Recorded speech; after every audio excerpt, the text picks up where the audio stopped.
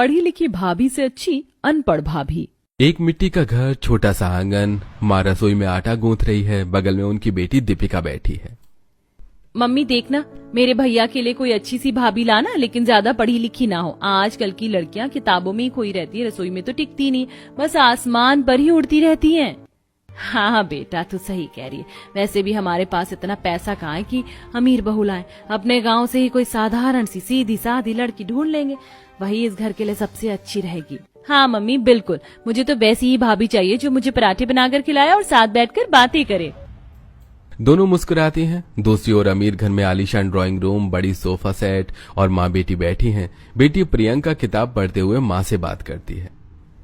माँ देखना, मेरे भैया के लिए एक पढ़ी लिखी लड़की लाना, ताकि मेरी और मेरी भाभी की वाइब मैच हो। अगर कोई अनपढ़ गंवार लड़की आ गई ना तो देख लेना, इस घर में रोज कलेश ही रहेगा।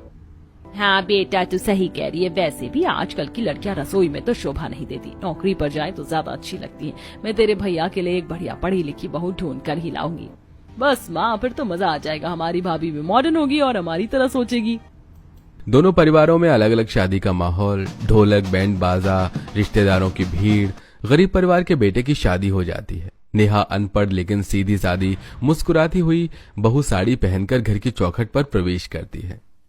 अरे वाह भाभी, आप तो बिल्कुल वैसी हो जैसी मैं चाहती थी। कितनी प्यारी और सादगी से भरी हुई।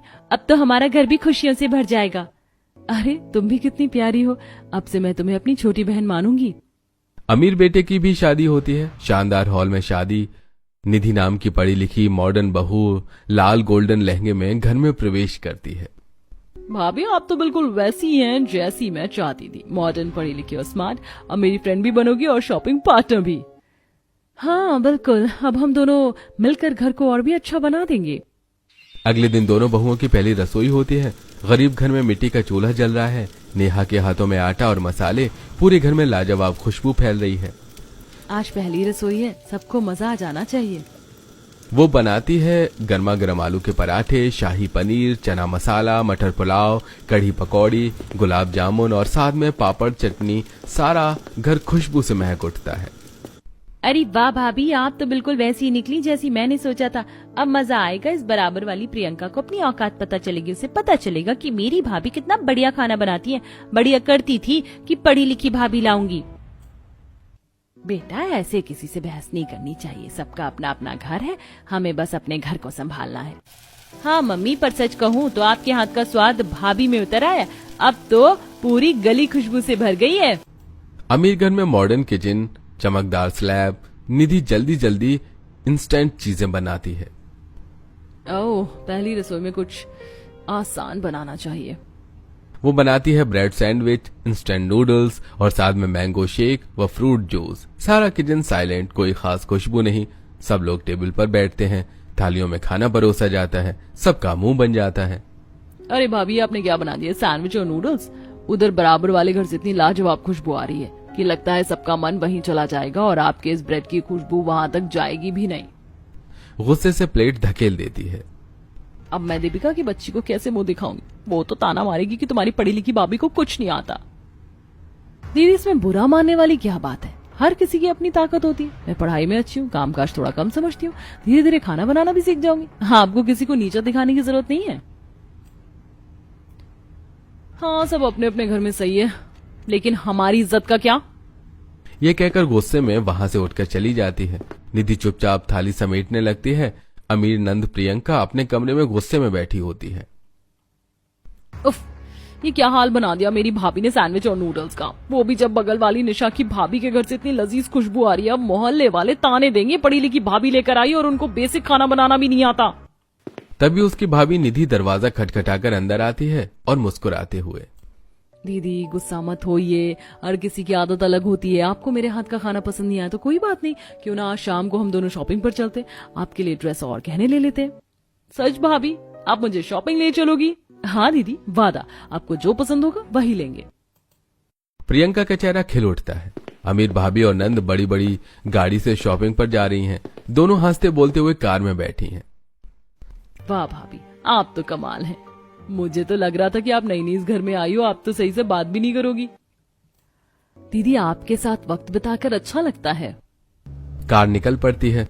दूसरी ओर गरीब भाभी नेहा घर के बाहर चौखट पर बैठकर सब्जियां काट रही है। गरीब नंद दीपिका वहीं पास में बैठी है। तभी तेज हॉर्न बजाते हुए अमीर परिवार की कार वहां से गुजरती है और अचानक वहीं रुक जाती है। अरे दीपिका, मजा आ रहा है ना? देख, मेरी नई भाभी तो मुझे आते शॉपिंग पर ले जा रही है और तेरी भाभी क्या करी, तुझसे सब्जियां कटवा रही है। अमीर बहू निधि हल्की हंसी में साथ दे देखती है। दोनों कार से हंसते हुए निकल जाती हैं। दीपिका चुपचाप वहीं बैठी रह जाती है। उसकी आंखों में गुस्सा होता है। भाभी नेहा उसकी ओर देखती है।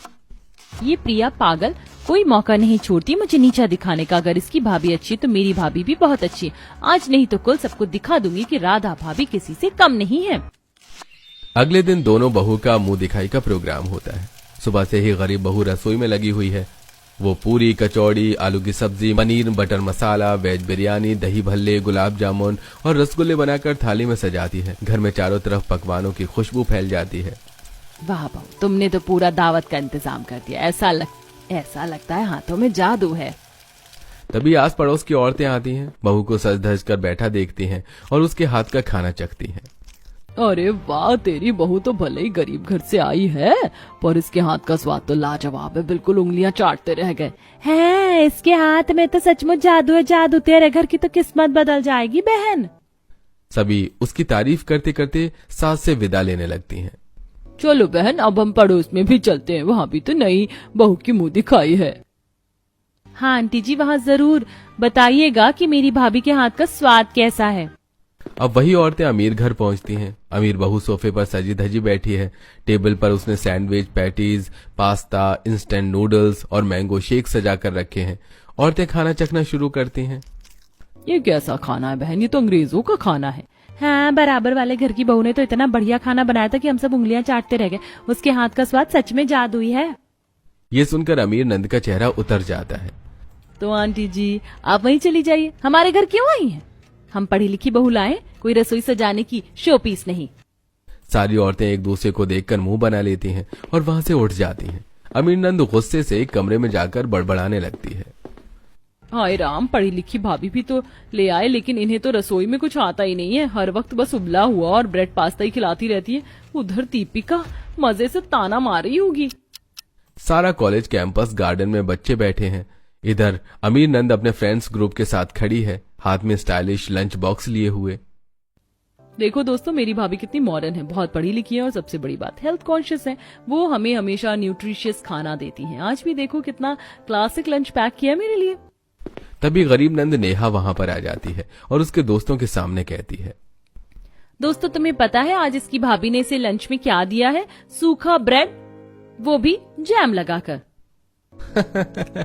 अरे वाह, लंच में सिर्फ ब्रेड जैम? ये तो नर्सरी क्लास के बच्चों को देते हैं यार। तेरी भाभी कितनी भी अमीर और पढ़ी लिखी हो, पर भाई कुकिंग स्किल्स तो जीरो है। लंच में सूखी ब्रेड कौन देता है? गरीब नंद हाथ में अपना स्टील का टिफिन बॉक्स लेकर खड़ी हंसती है और मुस्कुराते हुए बीच में बोलती है, और दोस्तों पता है आज मेरी भाभी ने मुझे क्या दिया लंच में? पालक पनीर की सब्जी और गर्मा गर्म पनीर के पराठे। गरीब नंद टिफिन खोलती है, भाप उठती है और खुशबू चारों तरफ फैल जाती है। दोस्त तुरंत खींचे चले आते हैं। ओए होए, ये तो गजब खुशबू है, जरा हमें भी टेस्ट कराओ ना। दोस्त एक एक करके पराठे और सब्जी खाते हैं। सबके चेहरे पर खुशी आ जाती है। वाह क्या स्वाद है, सच में तुम्हारी भाभी के हाथों में तो जादू है।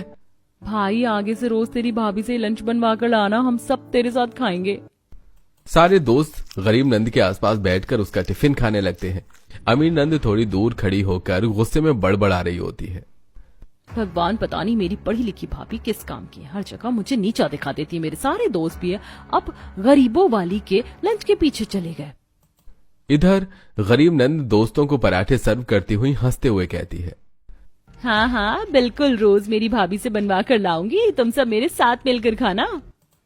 गरीब बहू आटे की लोई बेल रही होती है, बगल में सब्जी चढ़ी होती है और तवे पर रोटियां सिक रही होती हैं। पसीना उसके माथे से टपक रहा होता है। वो धीरे धीरे अपने मन की बात सोचती है। ये पड़ोस वाली अमीर बहू कितनी सही है, पढ़ी लिखी है, जॉब करती है, जब मन हुआ खाना बना लेती है, नहीं तो बाहर से ऑर्डर कर लेती है। और मैं दिन रात बस रसोई में ही पिसती रहती हूँ। अगर मैं अभी पढ़ी लिखी होती तो आज जॉब करती, अपने सपनों को पूरा करती, लेकिन किस्मत ही खराब है। अनपढ़ बहू हूँ ना बोलना आता है सही से, ना ही अपना हक जताना, बस खामोश रहना पड़ता है। गरीब बहू चुपचाप रोटियां सेकती रहती है। उसकी आंखें हल्की सी नम हो जाती हैं। दूसरी ओर दरवाजा खुलता है। अमीर बहू ऑफिस से लौटकर अंदर आती है, बैग रखती है और पानी पीती है।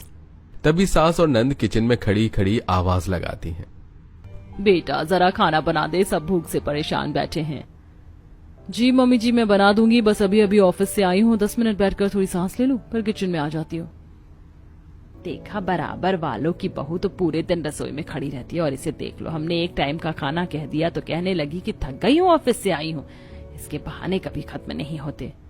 हाँ मम्मी बिल्कुल सही बोल रही हो, कोई बहू ऐसे भी घर चलाती है, आराम चाहिए तो फिर शादी क्यों की। अमीर बहू चिढ़ जाती है लेकिन आवाज धीमी रखती है। मम्मी जी मैंने आपको मना तो नहीं किया खाना बनाने से, मैं बस इतना कह रही हूँ कि जरा 10 मिनट का टाइम दे दीजिए, थोड़ा थक गई हूँ, आराम करते ही ठीक से खाना बना दूंगी। लेकिन सास और नंद दोनों मुंह बनाते हुए वहां से चली जाती है। अमीर बहू वहीं खड़ी रह जाती है, मनी मन सोचती है, पढ़ाई लिखाई और जॉब का क्या फायदा अगर घर वाले हमारी मेहनत और थकान को समझ ही ना पाए। एक बड़ी सी कपड़ों और किराने की दुकान। अमीर नंद और गरीब नंद इत्तेफाक से एक ही जगह खड़ी हो जाती हैं। दोनों के हाथों में लिस्ट होती है। अरे वाह, देखो तो अमीर लोगों की शान और शौकत, लेकिन भाभी के हाथ का खाना तो बिल्कुल फीका होता है। मेरी भाभी तो पूरे मोहल्ले की तारीफ पाती है अपने खाने से।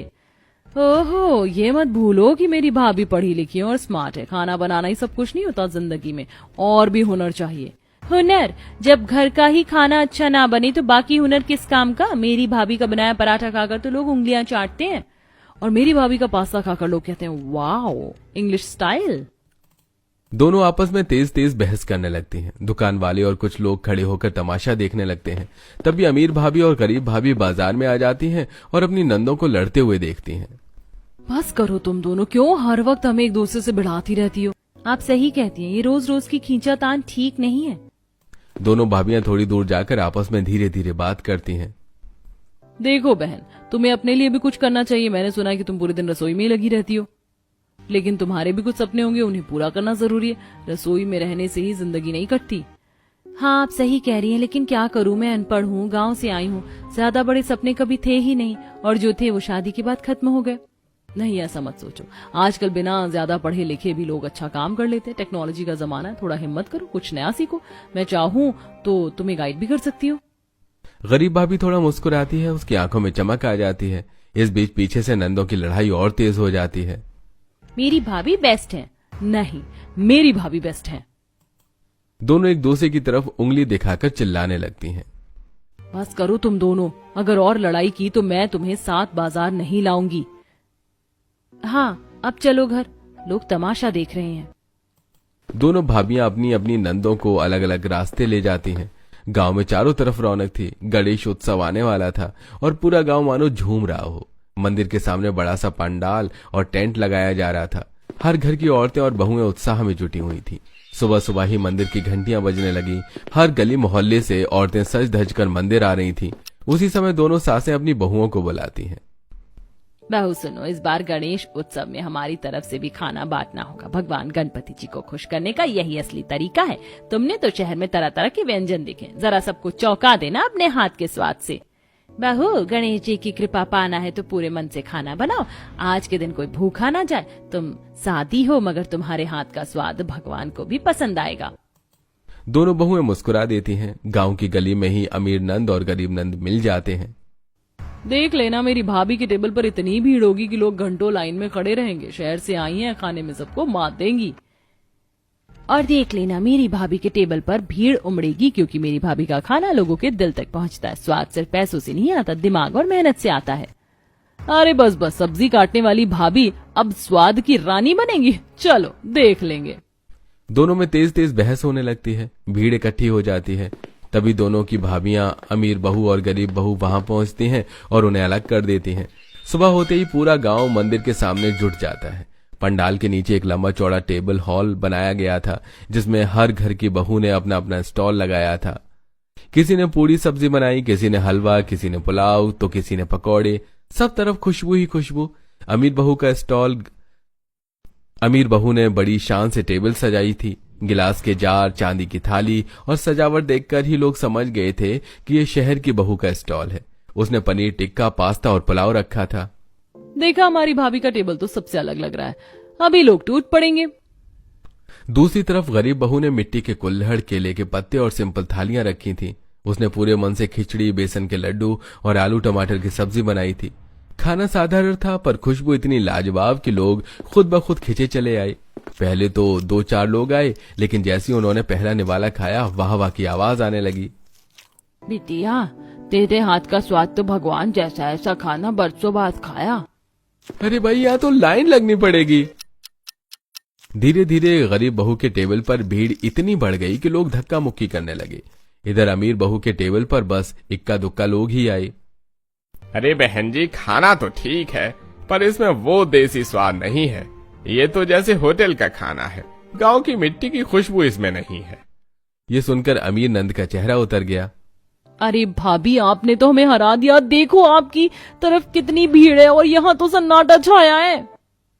पूरा गांव ने तय किया कि गरीब बहू के हाथ का खाना सबसे बेहतरीन है। लोगों ने तालियां बजाई और मंदिर के पंडित जी भी गरीब बहू और उसके परिवार को अपने पास बुलाते हैं। आज भगवान गणपति को सबसे प्रिय भोग इसी बहू ने बनाया है। इसका स्वाद सच्चे दिल से निकला है। उत्सव खत्म होने के बाद सब अपने अपने घर जाने लगे। तभी अमीर बहू धीरे से गरीब बहू के पास आती है। बहन, मुझे तुमसे एक बात कहनी थी। क्या तुम मुझे अपने जैसा अच्छा खाना बनाना सिखा सकती हो? मेरे परिवार वाले अक्सर तुम्हारे हाथ की खुशबू महसूस करते हैं। वो कहते तो नहीं, लेकिन मन ही मन चाहते हैं कि तुम्हारे जैसा खाना उन्हें भी मिले। बस उन्हें हिम्मत नहीं होती तुमसे मांगने की। गरीब बहू हैरान रह गई। उसने सोचा ये वही अमीर बहू है जो हमेशा उसे नीचे दिखाने का मौका नहीं छोड़ती थी। ठीक है बहन, मैं तुम्हें सिखा दूंगी, लेकिन बदले में तुम भी मुझे कुछ सिखाना। क्या? मुझे पढ़ना लिखना सिखा दो। मैं अनपढ़ हूँ ना। शादी के बाद तो सपने देखना भी छोड़ दिए। अगर तुम मुझे पढ़ा दोगी तो मेरा भी सपना पूरा हो जाएगा। और हाँ, साथ ही हेल्दी खाना भी सिखा देना, ताकि मैं भी अपने परिवार की सेहत का ख्याल रख सकूं। बिल्कुल बहन, अब से तुम मुझे खाना सिखाओगी और मैं तुम्हें पढ़ाई। ये हमारा वादा रहा। दोनों मुस्कुरा देती हैं। ये सब देखकर अमीर नंद और गरीब नंद दोनों चुप हो जाती हैं। उन्हें समझ आ जाता है कि असली ताकत बहस में नहीं, बल्कि रिश्तों को अच्छे से निभाने में है। शायद हमें भी बहस करने की बजाय अपनी भाभियों से सीखना चाहिए। हाँ, ये सही कह रही हो। आज हमने देखा एक गरीब बहू भी अमीर दिल की हो सकती है। अगले ही दिन से दोनों बहुओं का नया सफर शुरू हो जाता है। अमीर बहू रोज फोन करके गरीब बहू से रेसिपी पूछती। गरीब बहू अमीर बहू से पढ़ाई और हेल्दी लाइफस्टाइल की बातें सीखती। धीरे धीरे दोनों नंद के बीच की दीवारें टूटने लगी। अब न तो कोई अमीर था न कोई गरीब। दोनों प्यार से बात करने लगी। रात के समय दोनों बहुएं घर की छत पर बैठी थी। आसमान में चमकते तारों की तरफ देखे जा रही थी। सोचो बहन, अगर हम दोनों साथ रहेंगी तो सबको दिखा देंगे कि बहुएं सिर्फ रसोइयों में कैद नहीं होती। बहुएं ही परिवार जोड़ने वाली कड़ी होती हैं। हाँ बहन, और हमारी ये दोस्ती हमेशा ऐसे ही बनी रहे। दोनों एक दूसरे को देखकर मुस्कुराती हैं।